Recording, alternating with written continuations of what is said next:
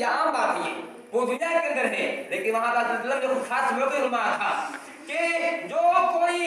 بدعت کو نکالتا ہے فرماتے ہیں کہ اس پر تلعنُ الملائکۃ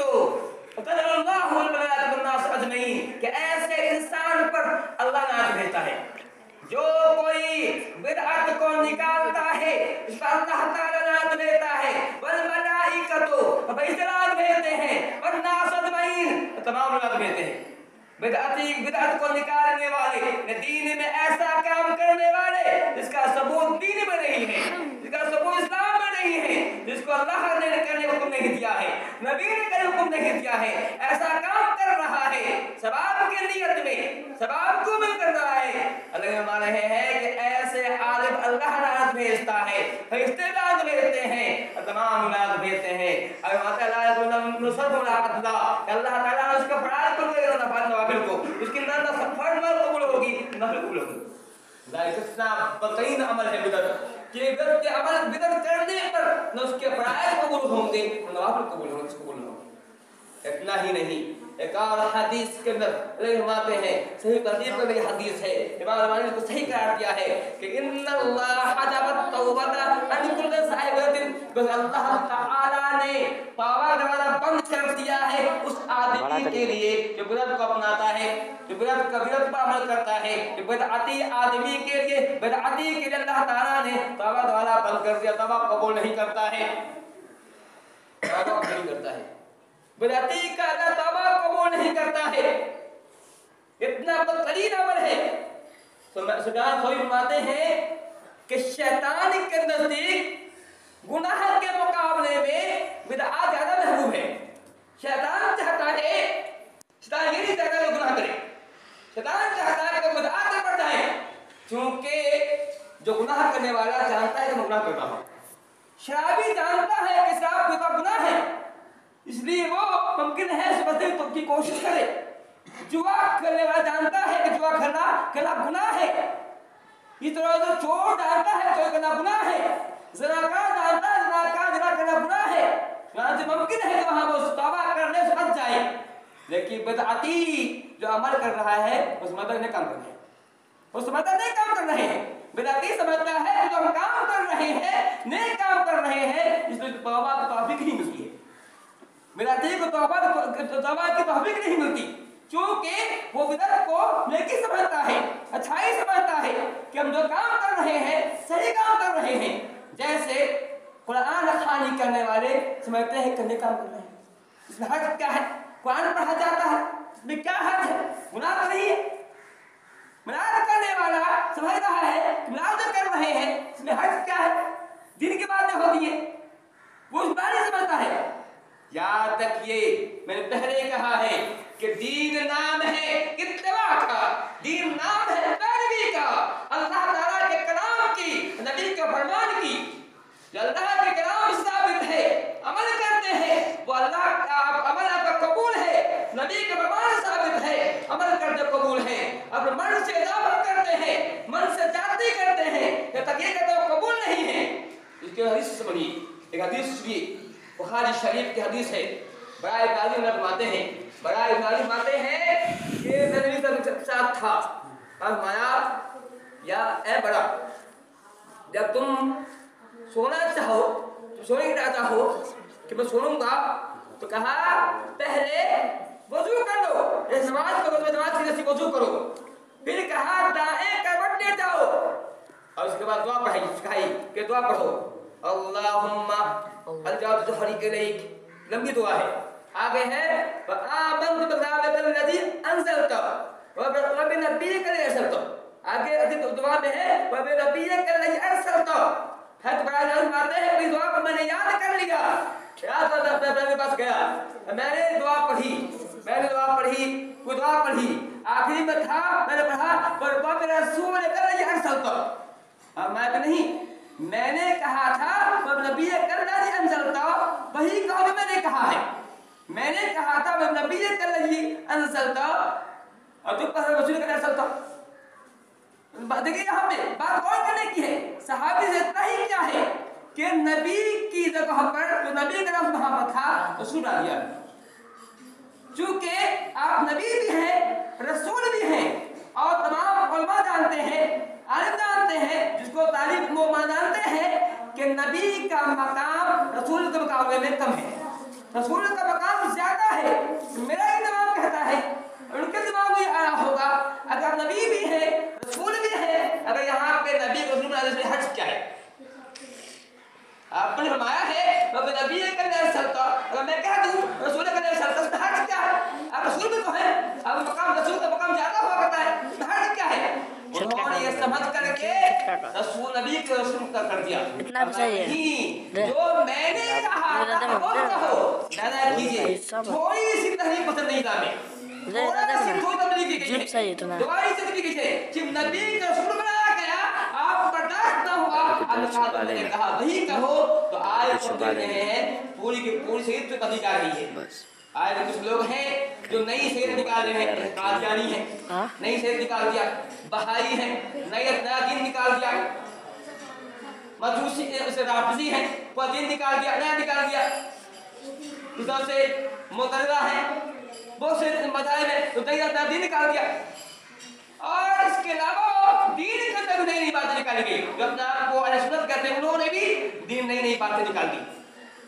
ذرا سوچئے جب اتنی تبلیغ گوارا اسلام میں نہیں ہے کہ نبی کو رسول بنایا جائے پھر کیوں کم ہم کہیں اتنی تبلیغ کی جائے، اللہ کا گوارا ہو۔ اس لیے میں نے کہا کہ اگر کوئی مسلمان ہے، اگر کوئی چاہتا ہے کہ اللہ کے ہاں اس کا عمل رائگاں نہ ہو، اس آئے کہ رسول کی اتباع ہو بہو کرے، جیسا کہ حدیث ثابت ہے، اس میں اپنے من کی میں جو کچھ آتا ہے من کے مطابق عمل نہ کرے بلکہ جو کچھ ثابت عمل کرے۔ حضرت عمر فاروق رضی اللہ عنہ کے پاس انہوں نے فرمایا کہ ان لکل صاحب ذنب توبۃ غیر اصحاب الحوائج والبدع، فرماتے ہیں کہ ہر گناہ کا توبہ ہے، ہر گناہگار توبہ کرتا ہے، اس کو توبہ توفیق ملتی ہے، لیکن وہ لوگ جو خواہش کی پوجا کرتے ہیں، جو نفس پرست ہیں، جو نفس کی پوجا کرتے ہیں اور جو بدعتی ہیں، بھی توبہ نہیں ہے۔ فرماتے ہیں کہ ہر گناہ کا توبہ ہے لیکن خواہش پرست ہوا کرتا ہے، جو بدعتی ہے اس کی توبہ نہیں ہے۔ فرماتے ہیں کہ انا براء منہم، میں ایسے لوگوں سے بری ہوں جو لوگ بدعت کا ارتکاب کرتے ہیں، میں ان سے الگ ہوں، وہ براء منی، وہ مجھ سے الگ ہے۔ اسی طرح سے نافع فرماتے ہیں، غالباً یہ تابعی ہیں، کہ حضرت عبداللہ بن عمر کے پاس ایک آدمی بیٹھا ہوا تھا، اس کو چھینک آئی، مجھے کہا الحمدللہ والسلام علی رسول اللہ، حضرت نے کہا کہ نہیں، ہاکذا ما رسول اللہ، ہمیں ایسا نہیں سکھایا ہے، ہمیں رسول اللہ یہ نہیں بتایا کہ ہم رسول اللہ کہیں، نہ کہ ان کو نہیں بات نہیں، انہوں نے بلا نہیں کیا ہے، انہوں نے کہا ہے الحمدللہ والسلام علی رسول اللہ، اس میں اضافہ کر دیا، والسلام علی رسول اللہ کا اضافہ انہوں نے کیا ہے، یہ کوئی گناہ نہیں ہے، غلطی نہیں ہے، یہ کوئی گالی نہیں ہے، انہوں نے کہا اللہ کی تعریف اور رسول اللہ سلامتی، لیکن کہ نہیں، یہ نبی سے ثابت ہے، کہا یہ بدعت ہے، تم نے جو بات آپ نے اس پہ اضافہ کر دیا کہ بدعت ہے، یہ اللہ کا محبوب معبود نہیں ہے۔ پھر فرمایا کہ حضرت نے ہمیں سکھایا ہے کہ ہم یہ کہا کریں کہ ٹھیک ہے کہا کریں الحمدللہ علی کل حال، یہ کہا کریں، یہی ثابت حدیث سے ہے۔ اس میں مطلب یہ اسی حدیث سے معلوم ہوتا ہے اسے کہ دین میں زیادتی کریں، چاہے آپ کی نیت جو بھی ہو، نیت اچھی ہو یا بری ہو تو نہیں ہے، وہ چیز جو کہ ثابت نہیں ہے، ہم زیادہ اپنے من سے زیادتی کر رہے ہیں، اسلام میں محبوب نہیں ہے، ایسا عمل اللہ کے قبول نہیں ہے، وہ عمل اللہ کے رائے کا برباد ہو جاتا ہے۔ اسی طرح سے حضرت امام مالک فرماتے ہیں کہ جو کوئی دین نئی بات نکالتا ہے تو بات وہ کہنا چاہتا ہے کہ آپ صلی اللہ علیہ وسلم نے دین میں کمی کر دی، آپ نے دین کو مکمل سے تبلیغ نہیں کی، کوئی بتایا نہیں، کچھ چھپایا ہے، وہ آپ اجازت کرنا چاہتا ہے، یا وہ یہ کہنا چاہتا ہے کہ ہم نبی سے زیادہ جانتے ہیں، یہ پیغام چاہتا ہے کہ نبی سے زیادہ جانتے ہیں، نبی کو کوئی بات نہیں معلوم تھی کہ نہیں بتایا، ہم معلوم بتاتے ہیں، یہ نبی کی توہین کر رہا ہے۔ ایسا آدمی دین نہیں بات کرتا نبی کی توہین کر رہا ہے۔ مالک فرماتے ہیں یاد رکھیے بدعت بہت ہی بدترین عمل ہے، میرادی کا توبہ قبول نہیں کیا جاتا ہے، بلکہ وہ حدیث جو بخاری کے اندر بھی ہے مسلم میں بھی ہے وہ مشہور حدیث ہے کہ بدعتی حوض کوثر سے محروم کیا جائے گا بھگا دیا جائے گا. آپ فرماتے ہیں کہ انی فاطمہ الحوض کہ اے لوگوں میں تم سے پہلے حوض کوثر پر جا کر براجمان ہوں گا تم سے پہلے میں حوض کوثر پر جاؤں گا میں ہر ایک کو جو وہاں آئے گا من مر علیہ جو میرے پاس آئے گا میں اپنے ہاتھ سے اس کو جام کوثر پلاؤں گا. کہا کہ جو پی لے گا جام کوثر پی لے گا اسے پیاس نہ لگے گی تو قیامت کا دن ہوگا 50,000 کا دن ہوگا 50,000 کا ایک دن ہوگا وہ لمبا دن ہوگا دھوپ اتنی تیز ہوگی کہ لوگ پسینے میں ڈوبے ہوئے ہوں گے کسی کا پسینہ کمر تک ہوگا کسی چھاتی پسینہ ہوگا یہ معاملہ ہوگا. فرماتے ہیں اس دن میں حوض کوثر پہ ہوں گا میں لوگوں کو اپنے ہاتھ سے جام پلاؤں گا جس کو پیاس پلاؤں گا اسے پیاس نہ لگے گی اس پیاس سے وہ ہدایت پا جائے گا. اب فرمایا کہ میرے پاس اقوام عارفهم ويعرفونني میرے پاس کچھ لوگ ایسے آئیں گے جس کو میں پہچانتا ہوں گا وہ مجھے پہچانتے ہوں گے. مطلب یہ ہوگا کہ ان کے اعضائے وضو سے میں پہچان لوں گا کہ مسلمان ہے ایمان والا ہے نماز پڑھنے والا ہے. ان کے ہاتھ پاؤں چمکتے ہوں گے اعضائے وضو چمکتے ہوں گے جو اللہ نبی کی حدیث ہے کہ جو کوئی نماز پڑھتا ہے اور نماز میں پورا وضو کرتا ہے جہاں تک پڑھتا ہے قیامت اس کے وہاں جو اس کے اعضائے وضو چمکتے ہوں گے اور روشنی پھوٹے گی. فرماتے ہیں کہ قیامت کے دن میں حوض کوثر ہوں گا میں انہیں پہچان لوں گا کہ میری امت کے لوگ ہیں اور میں جانے کہ میرے نبی ہیں پہچان لوں گا. میں چاہوں گا تمہیں مجھے پانی لاؤ ثم يحال بيني وبينهم پھر اللہ تعالیٰ کی جو ہے ان کے بیچ میں ایک آڑ پیدا ہو جائے گی ایک آڑ قائم ہو جائے گی. میں کہوں گا اے میرے ساتھیوں اے فرشتوں یہ آڑ کیوں قائم ہو گئی یہ تو میرے ساتھی ہے یہ تو میرے مسلمان بندے ہیں ایمان والے بندے ہیں مسلمان بندے ہیں یہ آڑ کیوں قائم ہو گئی. تو فرمایا جائے گا اے مسلم انک لا تدری ما احدث بعدک اے مسلم آپ کو نہیں معلوم کہ انہوں نے آپ کے مرنے کے بعد کیسے کیسے بدعات نکالے ہیں کیسے کیسے بدعات کا عمل کیا ہے آپ کو نہیں معلوم.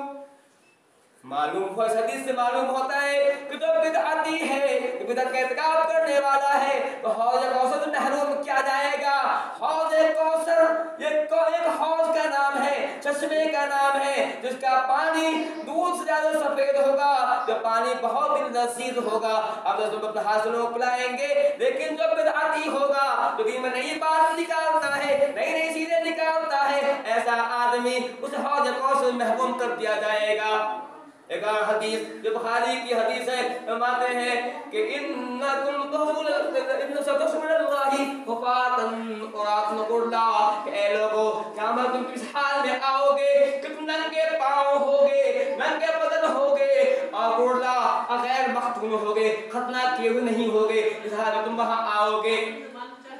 پھر فرماتے ہیں کوئی حدیث بتایا کہ تم میرے پاس پیش کیے جاؤ گے میں تمہیں دیکھ بچا لوں گا کہ میری امت کے لوگ ہیں کہ مجھے کہا جائے گا اے محمد آپ کو نہیں معلوم کہ انہوں نے اقوال کیسے کیسے نکالے ہیں. میں کہوں گا سوکن